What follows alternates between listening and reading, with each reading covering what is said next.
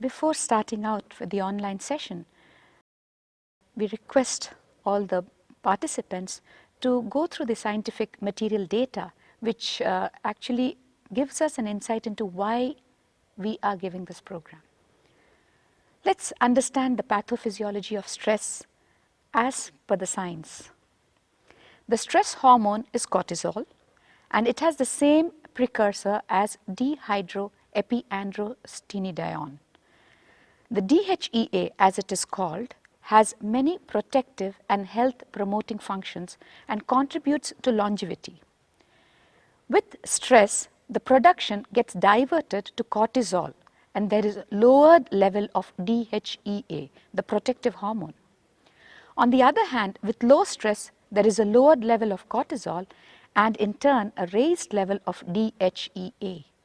Cortisol has been shown to reduce muscle mass, increase bone loss and osteoporosis, increase fat accumulation around the waist and hips, and reduce memory and learning abilities. Not only it has such an effect on a human body, but also on the baby, that is a fetus inside the womb. It is the cortisol itself is supposed to have a detrimental effect on the growth of the baby, its immunity and intelligence. This was a very beautiful work which is conducted by Professor Bruce Lipton, a cellular biologist. We acknowledge his work done. Let's understand the pathophysiology behind stress from our understanding of the Vedic tradition. Any form of restlessness, agitation and discomfort over any issue or incident happening outside is called a conflict situation. A conflict situation always arises within due to our conflicting thought patterns. It has nothing to do with the external situation, but everything to do with how we look at the situation. So when we talk about these conflicting thought patterns, what exactly is a pattern is what we need to understand. It is an action that is unfulfilled because of an outer or an inner hindrance and leaves you in a powerless space emotionally, remaining in us as a hangover of the past. This is considered to be an incompletion itself. Please understand, if your expectations are not met by yourself or by others, it remains within as an incompletion. We need to complete with all these incompletions. This is the basic step in life. When the hindrance is from within, one needs to complete with oneself. If you have certain fantasies about you, either fulfill them or drop them. Dropping them also makes you complete, as it is not remaining as a hangover within. When the hindrance is from outside, one needs to complete with others. Whatever hurt you are carrying, reach out to the other person and complete. One needs to authentically listen to the cries of the heart. Your heart continues to cry for your attention. Authentically listen to it. Listening does not mean doing what your heart says. Sometimes only hearing out itself is enough. Authentic listening happens when you are in completion, and vice versa, completion happens from listening.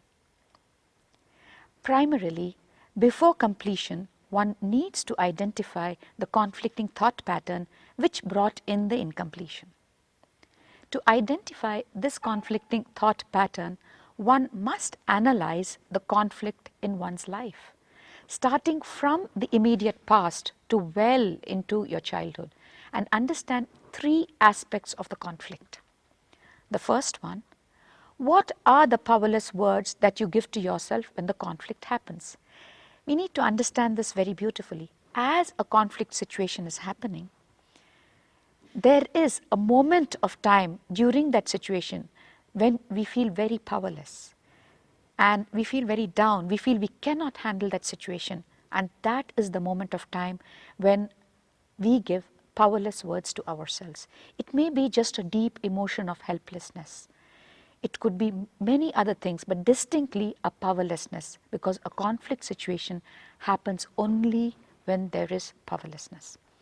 At that point of time, when a conflict really happens, as we've already mentioned, that there is a feeling of powerlessness, And many a time we give words like these to ourselves.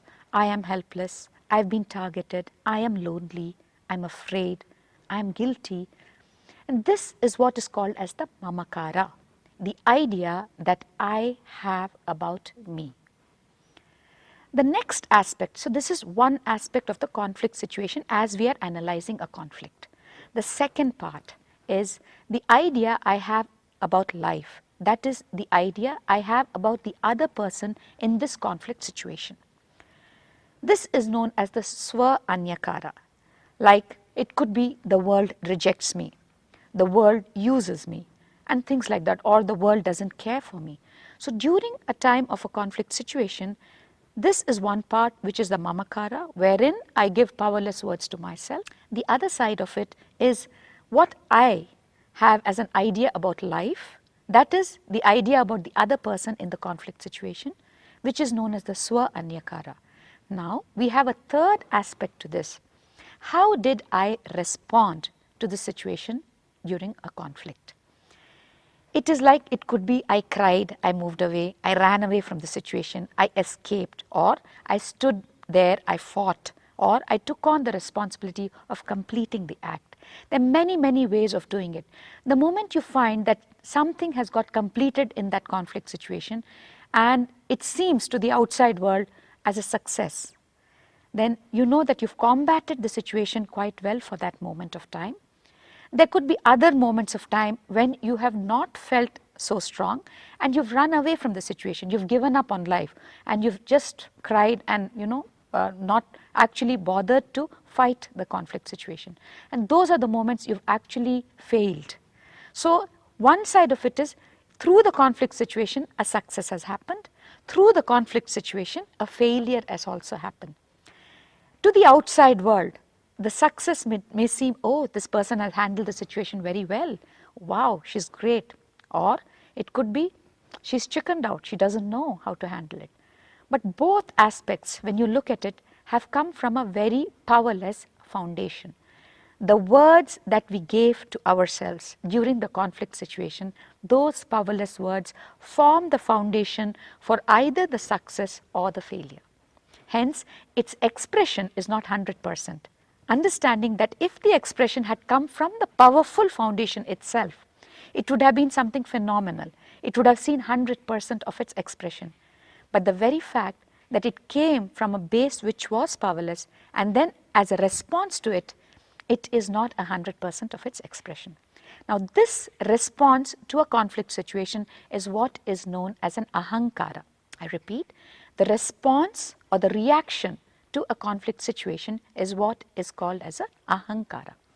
What we need to actually work towards is creating that space or creating a foundation whereby we feel powerful all the time, which would mean handling a conflict situation from a powerful space, understanding that you are not those words that you give to yourself. Let me quote an example in this situation. This little child of about 7 has all along been sleeping with her mother in the night. She has the company of her mother every night, right from the time she was born. But that particular night, the mother was not available. She had to attend to her mother, that is the child's grandmother. At that moment of time, the child knew that the mother was not there. There is an absence of the mother which has hit the child emotionally. And she has felt the absence of the mother very strongly.